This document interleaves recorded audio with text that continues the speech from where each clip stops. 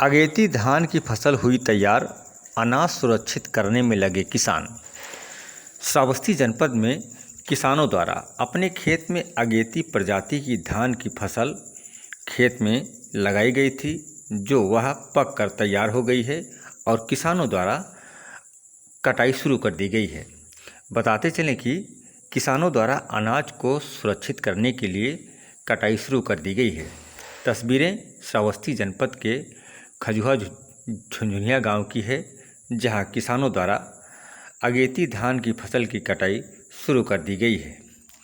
बताते चलें कि बीते सप्ताह हुई बरसात व तेज़ हवाओं के चलने से कई किसानों के धान की फसल गिर गई है, जिससे पैदावार में कमी की आशंका किसान जता रहे हैं।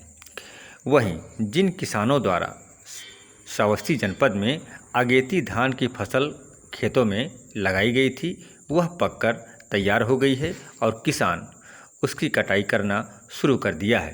तस्वीरें आपके सामने हैं, जहां किसानों द्वारा अगेती धान की फसल की कटाई की जा रही है और अनाज को सुरक्षित करने में लगे हुए हैं।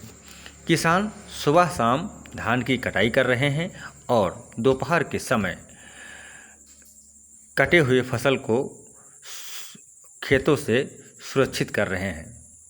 वहीं कुछ किसान जो धान की कटाई कर चुके हैं, उसकी किसानों द्वारा ट्रैक्टर थ्रेशर के माध्यम से मड़ाई का कार्य भी शुरू कर दिया गया है।